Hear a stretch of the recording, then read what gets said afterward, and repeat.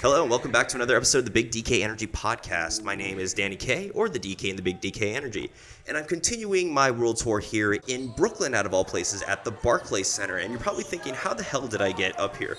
Well, it just so happens that one of the friends that I'm visiting is a ticket manager here, and he's going to tell a little bit about his history with this beautiful center and just sports in general, because actually one of his clips went viral on ESPN. And so we're going to find a little bit more about him and his work, and you're going to be really entertained, especially with the sound of a basketball game behind us. So without further ado, please help me in welcoming today's guest, Mr. Dallas Ryder. Thank you, Danny. Thank you for the kind words here. Always. Appreciate it. Always got kind words for you, Dal. Thank you for allowing me to come to this beautiful place. Absolutely. Anyone is welcome here. It's the Barclays Center. Yeah, the arena is on its 10th year of being open, so it's a pretty cool arena that hosts a lot of events here.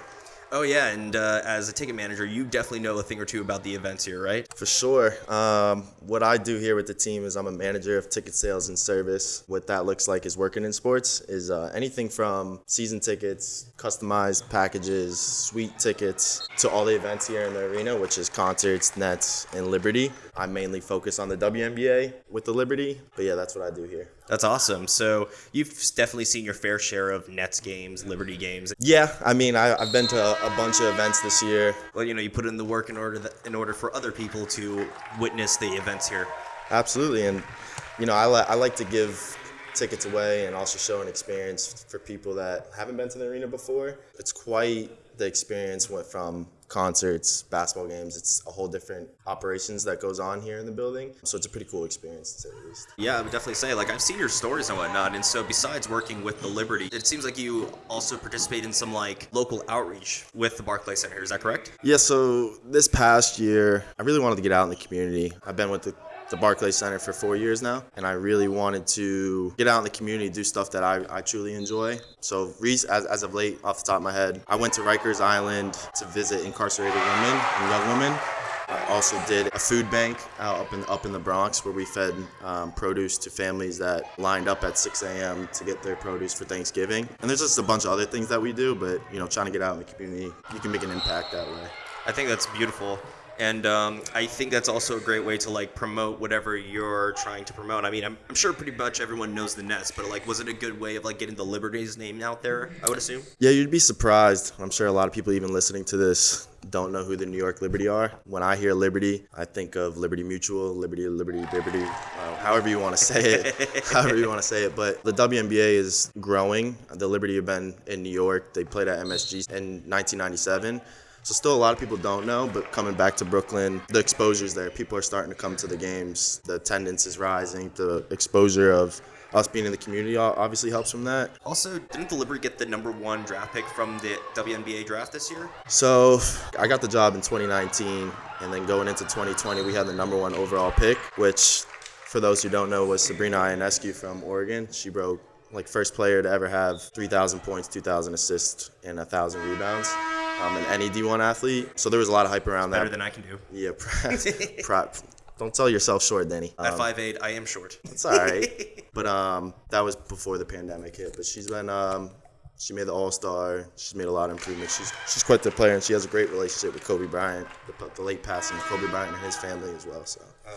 Well, R.I.P. Kobe. No doubt. So, what was the Barclays Center like during the COVID times? The worst. There's so many protocols that we had to follow, from obviously not having fans and playing in a bubble to coming back to New York City guidelines, which is social distancing. Masks everywhere. Mask everywhere. So I think we were only allowed to have 1,200 fans in the building that first season, and we had to, in the seats behind us, we had to socially distance the fans and take away a lot of the courtside seats, and it was a challenge, and a lot of people didn't feel safe. A lot of people didn't want to wear the mask. So there was a lot of trials and tributes that you had to go through, but it was quite the challenge, to say the least. Okay. I mean, I kind of forgot all about that because I still live in our home state of Florida. So while those things only happened for a little bit, it really didn't take much for it to all dissipate. I mean, I miss Florida a lot myself, but New York City, with the amount of people, the transit, they had to follow certain guidelines to keep people safe. On my way here from the 6 switching to the 4 train, there was a lot of people packed onto the metro. I wonder what the MTA's nightmare would have been distancing everybody, or at least what the protocols were. There was just not a lot of people taking the train. I spent a lot of the pandemic in Florida because I was able to work from home.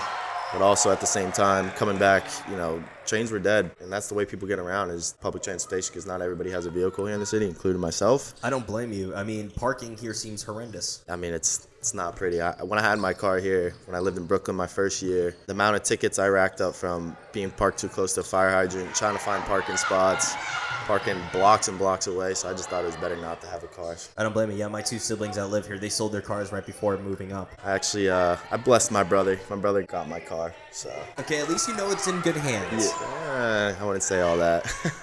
Bodie? Yeah, Bodie. Bodie. Good old Bodie.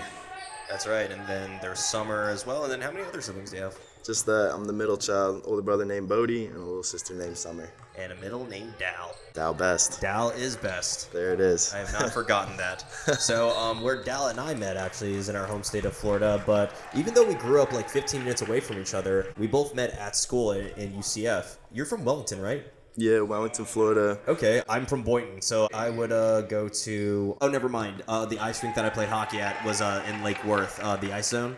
Ice Zone. Spent a lot of... They had like on Friday nights at Ice Zone like dancing up top. So when I was in like 6th and 7th grade, that was the spot to go to. Yeah, same here. And plus, since I played hockey, all my friends were there on Fridays and we were just hanging out. But, I haven't been back since leaving for college, actually. Yeah, my family doesn't even live in Wellington anymore, which going home for the holidays, you miss seeing like old friends and rekindling those relationships. They moved up to the panhandle of Florida, but can't complain, living in a big city and then going home to the beach. It's night and day, so I can't complain on that. Yeah, those are 2 polar opposite places, especially since Pensacola, not saying it's a sleepy beach town, but compared to, here in Brooklyn, it's a very sleepy beach town. Yeah, I mean, it's a two-way street. It goes one way and it goes the other way. It is a small beach town, but made some great friends there, too, and I love going home there. It's the whitest beaches in the world, they say, because the sand's so white, but it's beautiful up in the Gulf of Mexico for sure. It's really cool to hear about white beaches because there's also like black beaches, for example, like in Iceland that I still want to take a look at. Iceland's on the bucket list. I would love to get out there. It's funny, I think somebody was telling me this recently. It might have been Justin. But Iceland is very green and Greenland is very ice. So I thought that's pretty cool. Yeah, but that's on my bucket list. That's how the world works.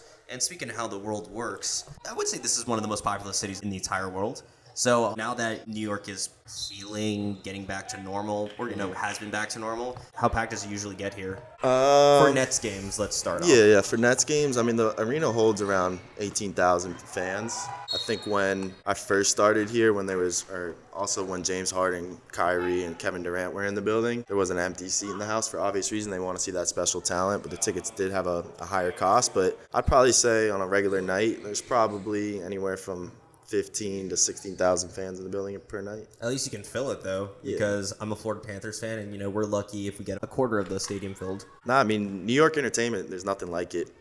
From the arena across the pond at Madison Square Garden and then the Barclays Center, it's, people want to come see sports, they want to come see concerts, and they have the best entertainment in the world here in New York City. So these arenas do fill up on an every night basis. Actually, it's funny you mentioned that because I was at the Rangers game last night at MSG, and they said it was sold out with 18,006. It's great. The thing with the Garden is that regardless of whatever the event is, because of the venue, it's sold out. It's in the middle of the biggest city in the world, from Manhattan, from Knicks games, Rangers games, concerts, to even the Rockettes over at Radio City. They're just sold out on an every night basis. They have such a history there at the Madison Square Garden. That's one of the things I really love about New York City is the fact that it's such a historical city. See, it kind of reminds me of Tokyo in a very weird way. There's, of course, the modern New York that everyone knows and fawns over, but then there's the old New York, which is still apparent in the historical buildings and like Ellis Island, the Statue of Liberty. Have you been to Tokyo yourself? I have not, but from all the videos that I've watched, I just know that there's a Shinto temple right next to like a gleaming skyscraper of like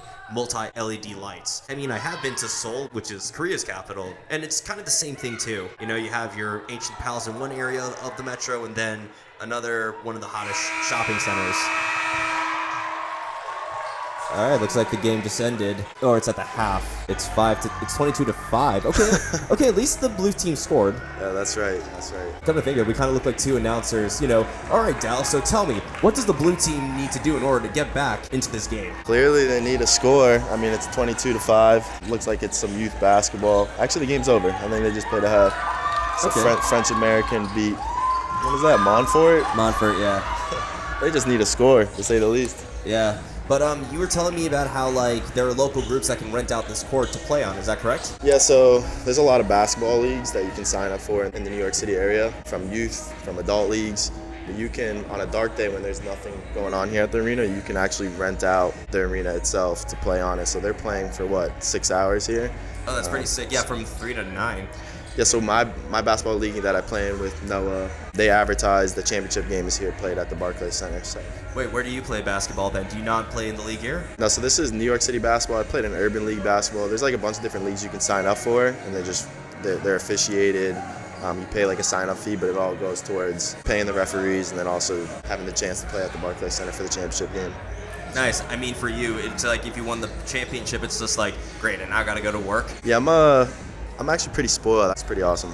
I mean, if you have access, why wouldn't you? Of course, when you were giving me the tour of the area, you had like the barcode for like every door here, and I'm thinking, oh crap, I feel exclusive, you know what I mean? It's funny, like every time you bring someone to a game or a concert, I walk into the suite and it's just like, it feels like work, unfortunately.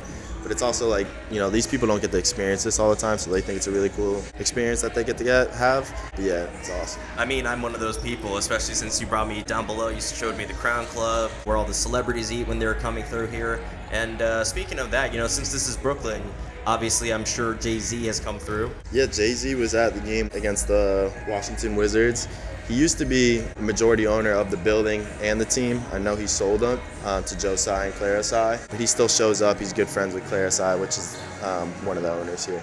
Okay, that's pretty sick. I mean, if you're richer than Jay-Z, why wouldn't you buy a building like this? When this building opened in 2012, they opened it up with 8 straight sold-out shows of Jay-Z, which is pretty awesome. Yeah, don't they have it in a banner like hanging up over there? there? It's right above us, the banner. Oh, yeah. Sick. When it comes to celebrity shows, I'm sure you have access to the performances, is that correct?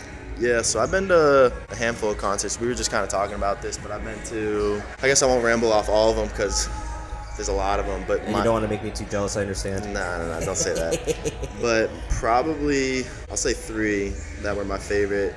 Coming in and probably at number 1 was Bad Bunny. I had friends come up from West Palm Beach. I had a suite for it. I didn't know, I don't speak or understand Espanol at all. You didn't learn anything in South Florida where there's an abundance of that? No, unfortunately, but it is something I should probably take on. But Bad Bunny was probably one of the greatest concerts I've been to. Just the crowd was into it, the show itself, from the stage setup, the lights. Reggaeton fans, they see their artists as idols. Yeah, and he's very different, but his music was really good. Justin Bieber was awesome, just a pop star, his stage presence and all that. And then I would probably say Kendrick Lamar. I think his performance and his dark narrative that he had on the stage, like everything was just, I was blown away. I was speechless. I was dancing. I was singing. It was incredible, to say the least. Man, I'm so jealous. Actually, I just did my Spotify Unwrapped, and Kendrick was on my top 5 artist list. Yeah, he's up there. He's just a great performer, and that, again, the whole place was filled. I don't see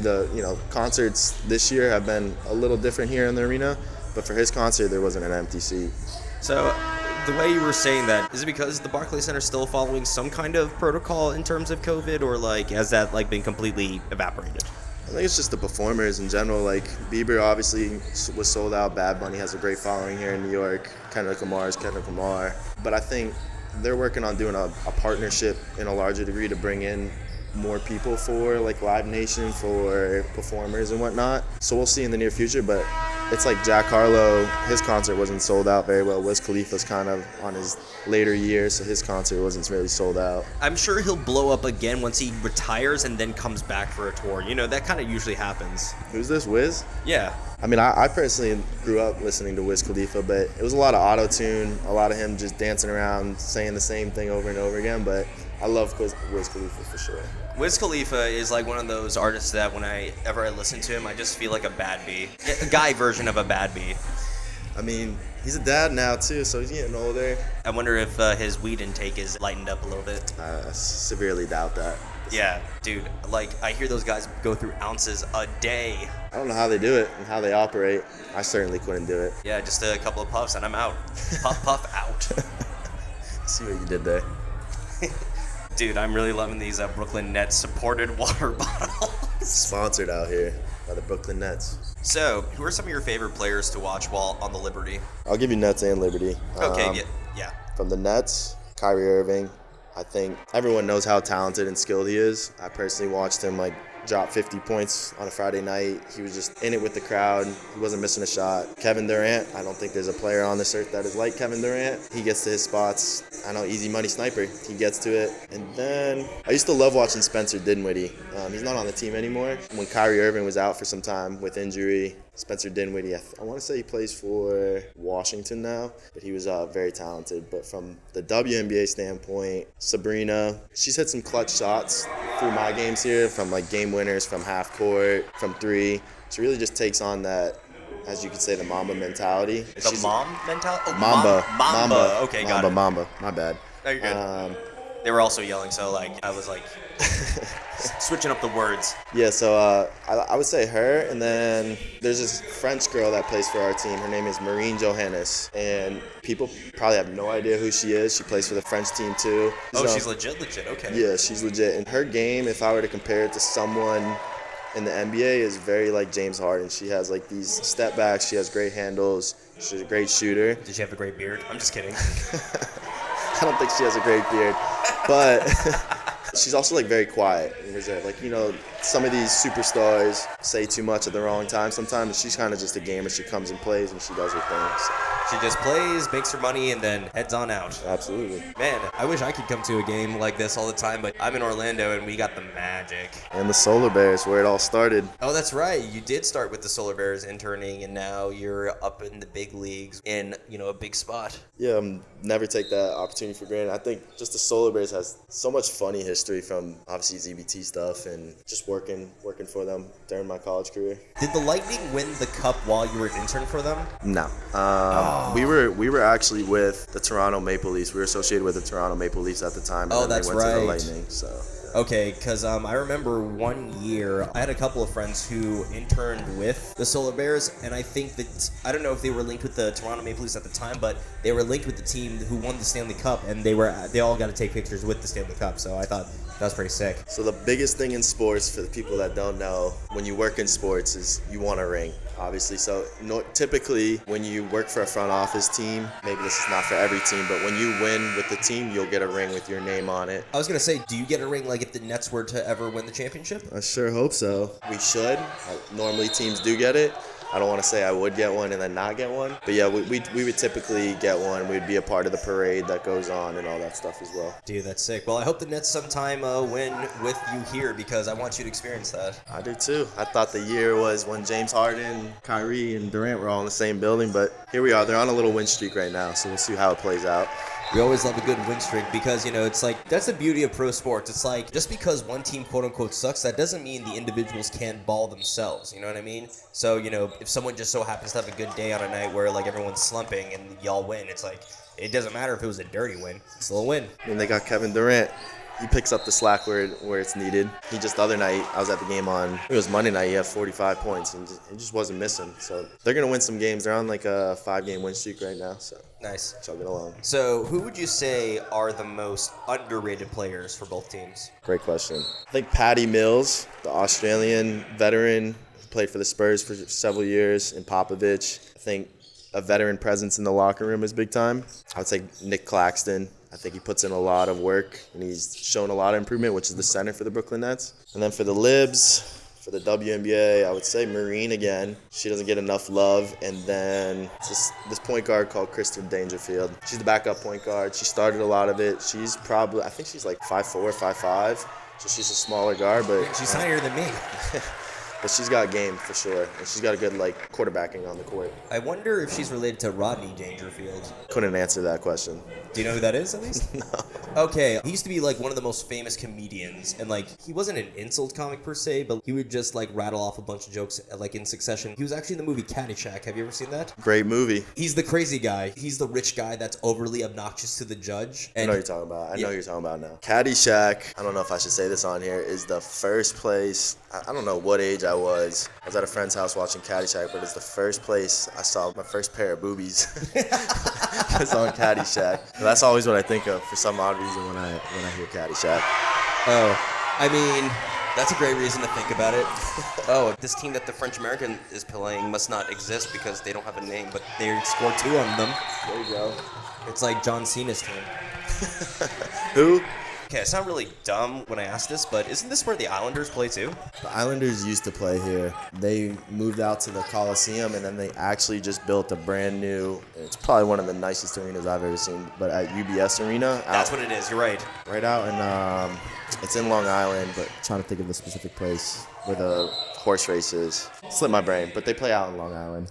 Okay, got it. Because I remember the Nets used to play where the Islanders were, but that was a long time ago. That was before my time. So I mentioned this in the intro, but turns out one of your clips of, it was, I believe, a Nets-Celtics game, was it, that went viral? And ESPN showed it? Yeah, so there's 2. One was me and my dad were at a game. It was a Jason Tatum step back 3. And then Omar, he comes to a lot of games. He runs the ESPN account, the socials. He reposted the video on Sports Center. You know, he asked for the rights to post it. Posted courtside views. And then I was at a Nets-Celtics playoff game this last year. I want to say it was game 1 or 2. The Nets were up, and Jason Tatum had a buzzer beater layup to win the game. Contradicting situation with me working for the Nets and then me being originally from Boston. But yeah, that clip was posted as well. I mean, you know, it's not your fault. You can't pick where you're born, you know what I mean? I mean, I'm not mad at it. I've seen a lot of championships throughout my time, from MLB, NBA, Super Bowl, Stanley Cup. I've seen it all. I'm definitely privileged sports fan. I was born into the right time. Well, you're lucky because I was born into horrible sports fandoms.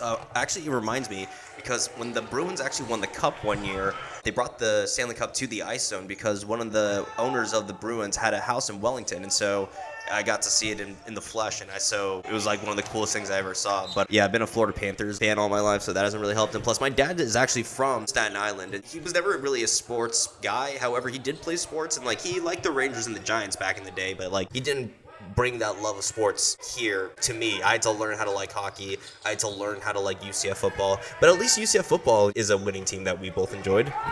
I mean, we were at University of Central Florida in the right time. I think my first year or second year, we didn't even win a game. The defeated year, I remember that. It was my junior year. Yep. I guess I got there right after the Blake Bortles era, and then we had the undefeated season where we claimed the national championship. Went to Atlanta for the Peach Bowl game against Auburn. My little sister went to UCF after I did, and she was telling me how it wasn't the same or didn't see the same when we were there.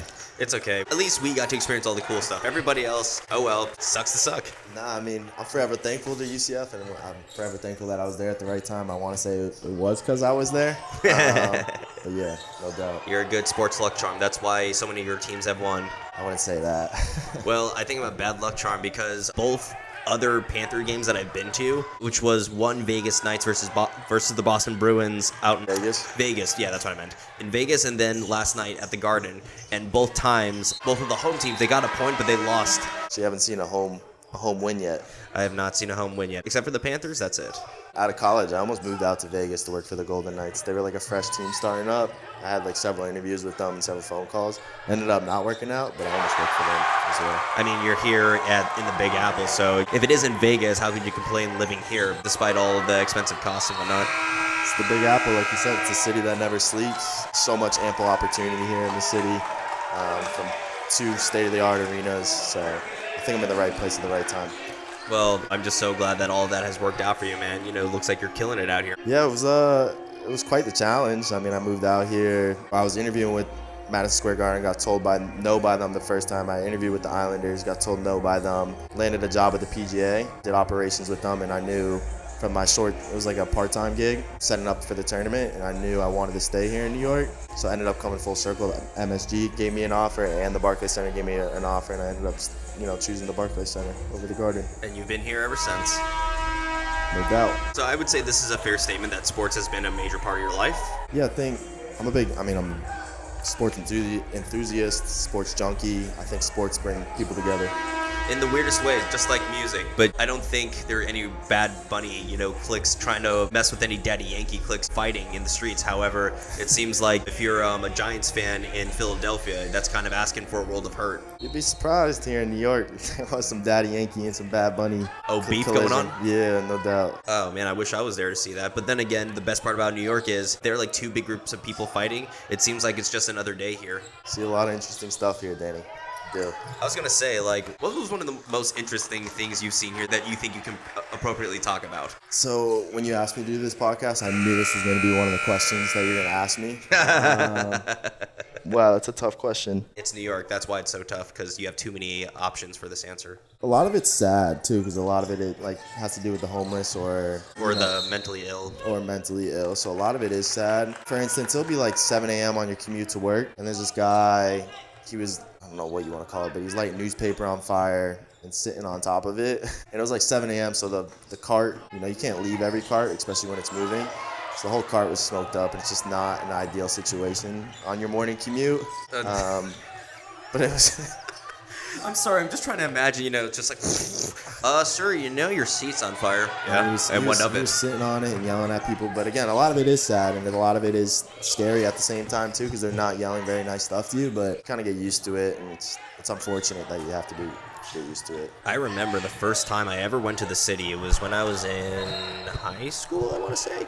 And I went onto the metro for the first time, and there was this woman in the back just yelling obscene things and like carrying around a heavy bag what looked like there was some random stuff in there. But because my aunt who brought me is from Staten Island, I literally turned around to her and she goes, "Welcome to Manhattan." So before I moved here, my parents had never been to New York City, so I was very scared about like showing my mom on the train like what my commute is. She didn't have any crazy experiences like that, but there's also a lot of cool stuff that goes on the carts too, because I've heard like opera singing, dance performances. There's always like instruments on there. I saw a video of like someone setting up an entire Thanksgiving feast on one of the cars. Subway creatures, baby. Oh, speaking of that, I've only seen one rat in the subway, and that was my last time here was in July, so like... There's a ton. They're the size of dogs. They're big ass rats.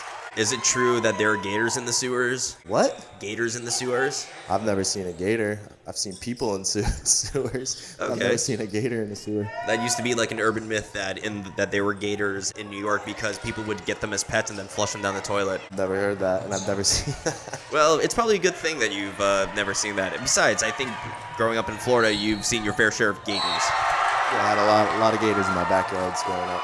Oh, you had one of those houses, okay, on the bank just chilling. Oh, don't let out the dog. Why? Exactly. Chaz was your dog's name? Gator. R.I.P. I'm sorry about that. Nah, he's a legend. He is a legend. So, yeah, he lived up to 17. Gator the wiener dog. That's like making it to like 80-something as an adult, or however many 7 times that is. I can't do math. Yeah, he's been part of my childhood for all these years. He was a great dog, to say the least. Great family member. I can only imagine. Did you buy sports jerseys for him too? Nah, we would buy him like coats for the holiday. Like I'd get him a llama coat every year just to put on. He didn't like it, but no sports jerseys for him. Got it. So we don't have a sports jersey for our dog, but we have like 2 little Florida Panther bandanas just so the pups can get involved in the fandom. Yeah, we named him after the University of Florida because that's originally where we all wanted to go to school. So we would have like University of Florida Gator bandanas for him. Same story. Your parents are from Boston though, right? Yeah, born and raised in Boston. Wait, you said you were born in Boston or born in Florida?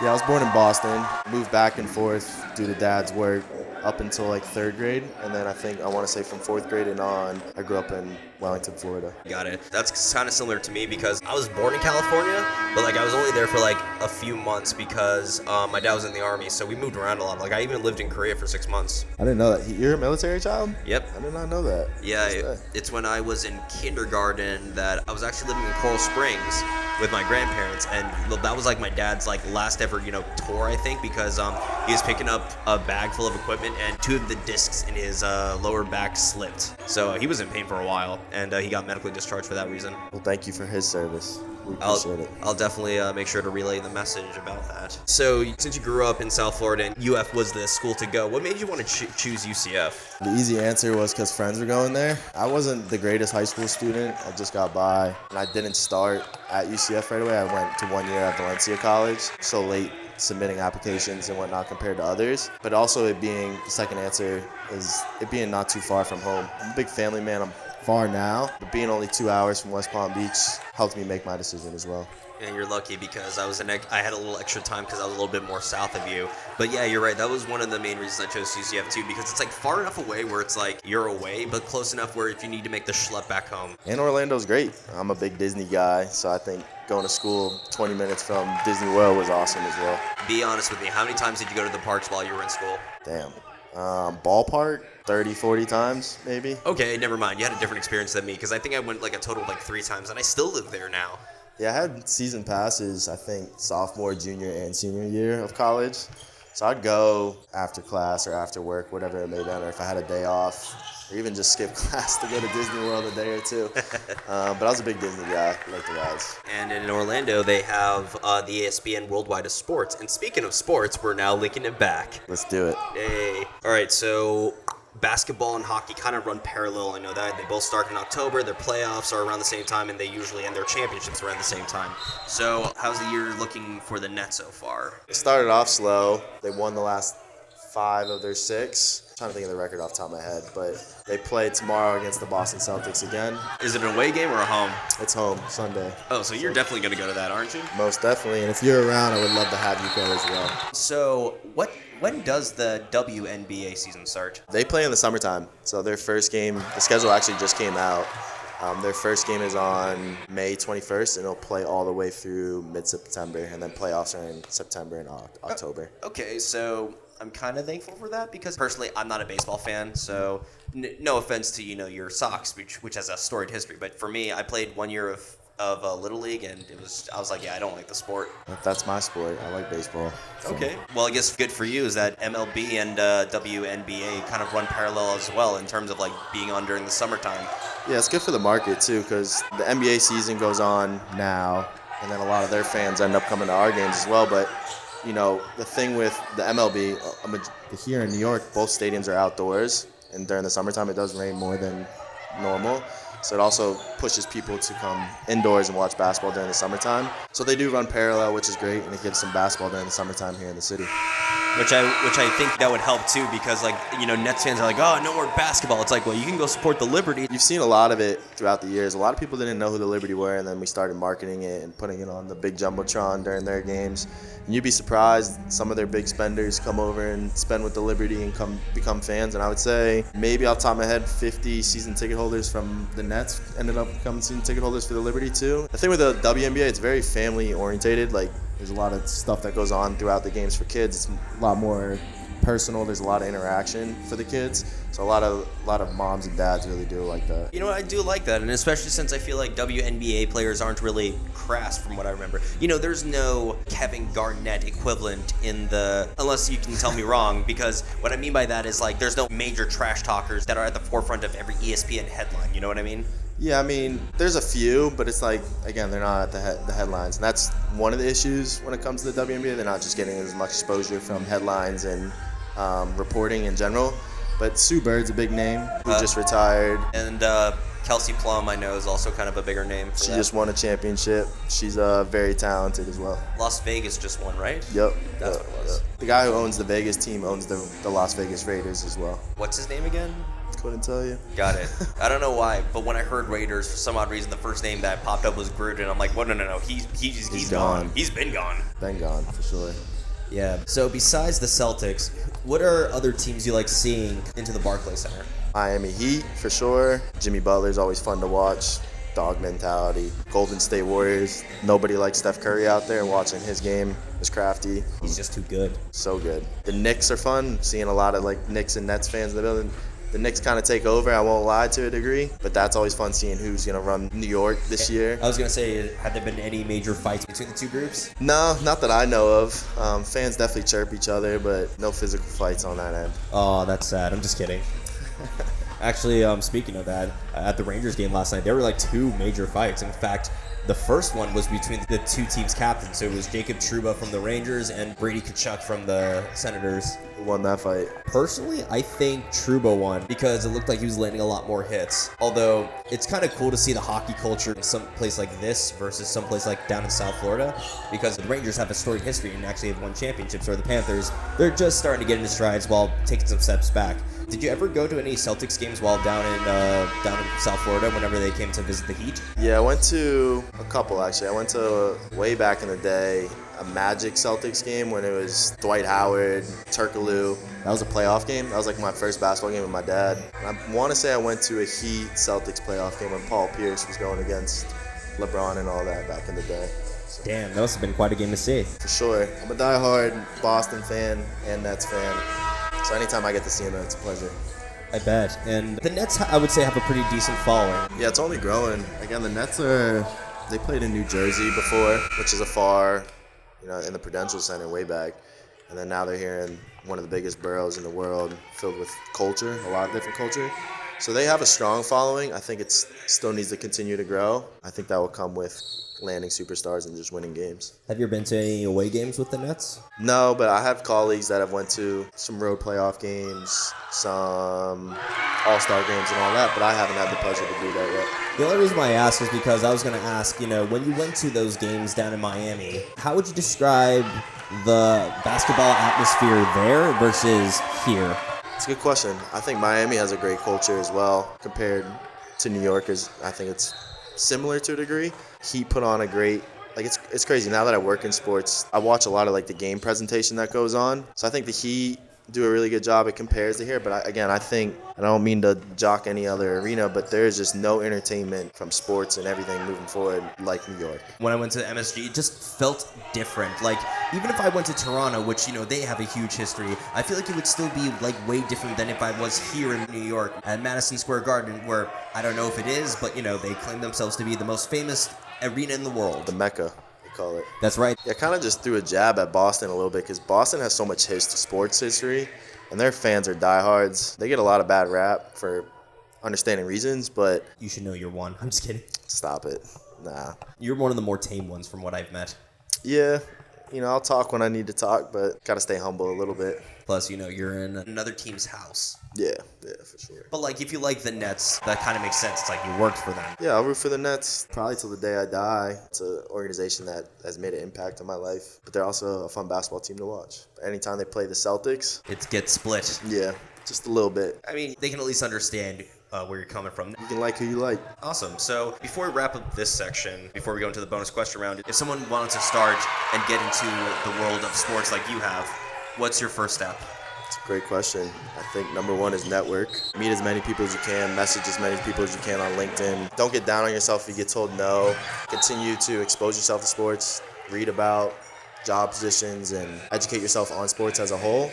I think you'll be put in the right position, but sports business world is a pretty big world that you can get into. So, excellent. Dallas, besides having a really cool venue to do this interview, most importantly, I'm just so glad I got to see you after 4 years. So, I'm really glad that you were able to join me on the show. No, thank you for having me. I mean, you've had an impact on my life. You're a special person in my heart. I think a lot of people can relate to that. And my little sister talks good things about you. So it's a pleasure to be on the show, but I'm also happy to support you in anything you do. And I think you're chasing your dreams. So I'm here for the ride. And Big DK over here. Oh, man, Dallas, you just make my heart happy. And so I know a lot about you, but unfortunately my audience does not, which is why we're about to go into my favorite section of any Big DK Energy episode, which is the bonus question round. 10 questions that I wrote for you while I was on the subway here. However, you will still have a job afterwards. So, Mr. Ryder, are you ready? Let's do it. Excellent. All right, so question number 1. You're creating an all-star basketball team to go against basketball-playing aliens, and you have to come up with a team to save the world. Who would you choose? And caveat, LeBron, MJ, Kobe, AI, Shaq, Scottie Pippen, and Larry Bird cannot be on the team. All right. One, I'm going to throw Kyrie Irving. Ball handles, great scorer. At the 2, I'm going to jump to the 3 real quick. I'm going to go with Kevin Durant at the 3. At the 4, people are going to violate me for this, but I'm going to say Kevin Garnett. I think he's a trash talker, the big ticket. He was my favorite trash talker. He's a great scorer. At the 2, I'm going to put Steph Curry. I guess him and Kai can switch at the 1. The greatest shooter of all time. And then you get one more. And then at the 5, we'll put Robert Williams. A lot of people don't know about him. He's not a great scorer, but he gets the job done. He's a big man. Don't violate me for that, but he's a stud. All right, excellent. Oh, and a wrench thrown into that question. Who's the coach? Me. Okay, sweet. So with that being said, question number 2. What's a far-fetched goal on your bucket list? Start an LLC. I think eventually I don't want to work for anyone. I want to work for myself. I think I have great potential in years to come to be some type of a sports agent. So I'd like to create an LLC. It's going to come down the roads. I think I'll do it sometime in my 30s, but that is definitely a goal of mine. That's a great goal to have. One with plenty of ambition. Number 3. What's one thing in New York City that you haven't done yet that you still want to do? Statue of Liberty. I've never been to the Statue of Liberty. I've never been over there. It's not something I'm craving to do. Either the Statue of Liberty or a helicopter ride over the city. would be my two things that I want to do. Those sound fucking sick, actually. Which I've actually never been to the Statue of Liberty either, so I totally feel you with that. So, question number 4. You're creating a festival for a charity. Name the 6 headliners and the charity it's supporting. All right. Number 1 headliner, Drake. Number 2, Akon. Oh, throwing it back. Little R&B. Throwing it way back. For the soul. I'm going to be diverse here. I'm going to throw in Morgan Wallen, greatest country artist out right now. John Mayer, touch some souls with that as well. And then just because I have a special place for him, probably J. Cole. Okay. I love J. Cole. And you get one more. I heard Harry Styles has a great show. Maybe some Harry Styles. I've heard that as well. It has a great stage presence. Like a lot of people dress up into like the disco wear or whatever, how he dresses. So I'd probably throw him out there. And then what is the follow-up? It's for a charity. Yeah. I want to say stand up to cancer. There's a lot of different cancers out there. Fuck cancer. But probably something that I see every day is like homeless shelters. Try to figure out more living shelters or build more living shelters here in the city and then throughout the 5 boroughs here in New York. One, I would love to go to that concert, and 2, I think those are beautiful causes to support. So, great answer in the words of Family Feud. Number 5. If you could have dinner with 3 Boston sports legends, who would they be and where would you guys go out to eat? Big Papi, David Ortiz is that. Probably Jason Tatum right now. He's already a legend at the age of 24. He's that guy. And then for the 3rd, I was going to say Brady, but He can count. probably Gronk. Gronk would had some fun to the dinner as well. Someone to take shots with. Okay. I'm super surprised you didn't say like Larry Bird or Bobby Orr. Bobby Orr is up there on the list. Larry Bird, he's just too old now. I don't know how he'd be at a dinner. You know what I mean? I mean, this is assuming this is back in him in his prime, but you know what? It's okay. Yeah. He is a legend. He's probably Boston's biggest legend. Now, who do you think is the biggest trash talker, him or Kevin Garnett? Bird. I heard a lot of stories about Bird and a lot of videos of him just talking the game. I know one game he said that he was going to drop 50 points left-handed. He went out there and scored 50 points left-handed on somebody. I think his game doesn't go unrealized of how much hustle and then trash talking he also put into it. You know, I appreciate a good trash talking. It makes the game a bit more fun. Although, one thing that's a skill I wish I had was the ability to learn how to heckle. I mean, I definitely talk while I'm on the court, but it's also, I don't know, sometimes it gets out of hand, like Draymond Green. I think he talks a little bit too much, but that's his identity, that's his game, and it gets some people and it fires up some people. So I just like Draymond Green because I think he looks funny. I'm not going to even ask why. He kind of looks like a fish to me. Kind of looks like a weird, really good at basketball playing fish. Anyway, Okay. number 6.